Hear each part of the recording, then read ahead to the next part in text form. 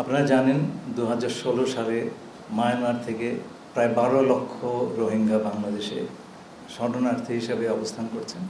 এই সরকার যখন দায়িত্ব গ্রহণ করে তারপর থেকে আমরা এই ইস্যুটিকে আন্তর্জাতিক এজেন্ডায় পুনরায় তুলে নেবার সর্বাত্মক চেষ্টা করেছি।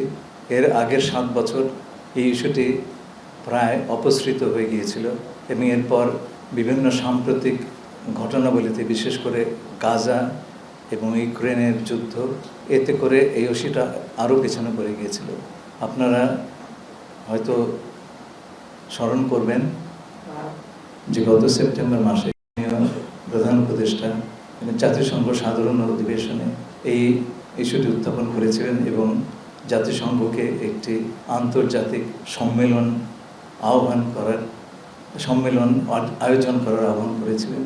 সেটা তিনি করেছেন সেপ্টেম্বর মাসে এবং আমরা অত্যন্ত আনন্দিত হয়েছি যে আন্তর্জাতিক সম্প্রদায় এতে সোৎসাহে সাড়া দিয়েছে এবং গত সাধারণ অধিবেশনে জাতিসংঘ এই বিষয়ে একটি উচ্চ পর্যায়ের আন্তর্জাতিক সম্মেলনের মোট 106টি দেশ এই সিদ্ধান্ত কো-স্পন্সর করে এবং সিদ্ধান্তটি সর্বসম্মতিক্রমে গৃহীত হয়।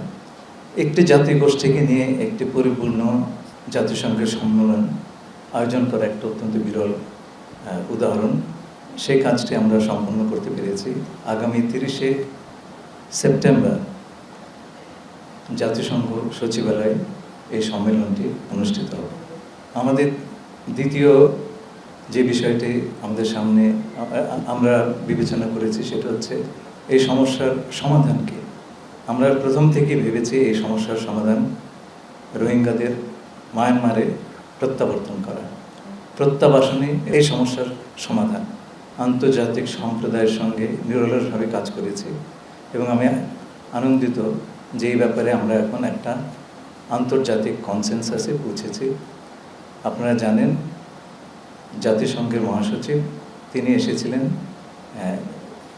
মার্চ মাসে এবং তিনি দ্ব্যর্থহীনভাবে বলে গেছেন যে এই সমস্যার সমাধান কেবলমাত্র মিয়ানমারে রোহিঙ্গাদের প্রত্যাবাসন।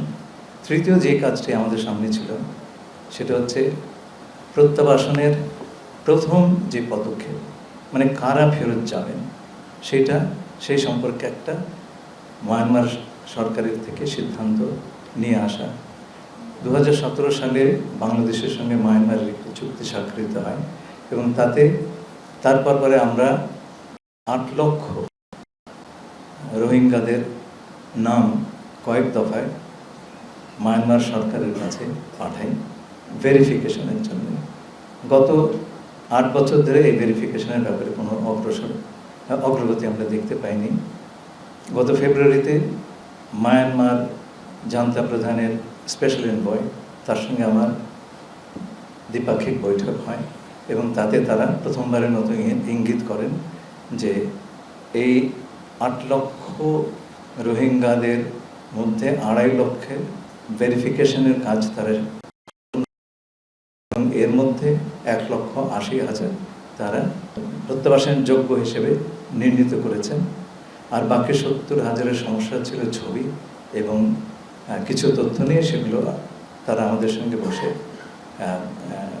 নিরসন করবেন।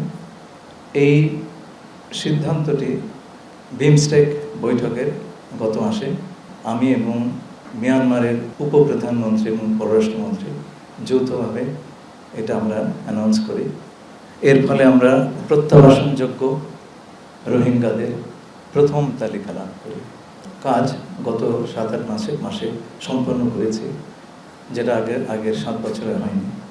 এগুলো ছিল প্রত্যাবাসনের জন্য অত্যন্ত জরুরি কাজ।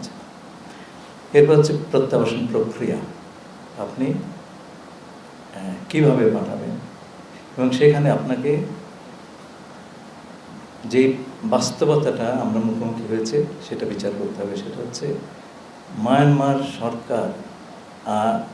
সরকারের দখলে প্রায় 90% রাখাইন আর নেই। এটার অধিকার নিয়ে নিয়েছেন আরাকান আর্মি এবং আরাকান আর্মি এবং সেই সাথে মায়ানমার সরকারের সঙ্গে আলোচনা করে এই প্রত্যাবাসন প্রক্রিয়া শুরু করা সম্ভব।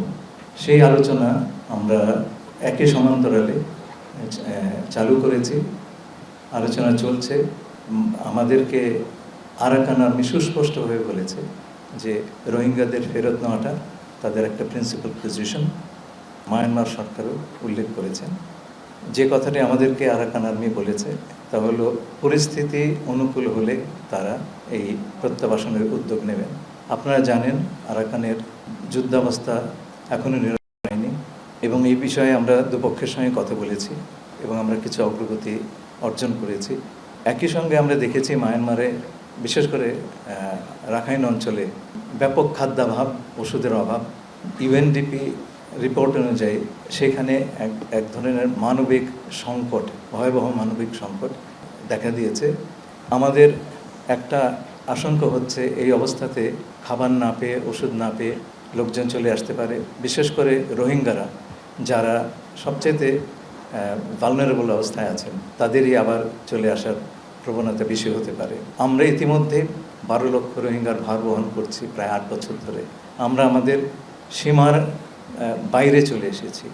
আমার এই ভার ধারণের যে সীমা তার বাইরে চলে এসেছি এবং অতিরিক্ত কোনো শরণার্থী অ্যাকসেপ্ট করা আমাদের জন্য সম্ভব নয় এবং আমরা সেটা করতে চাই না।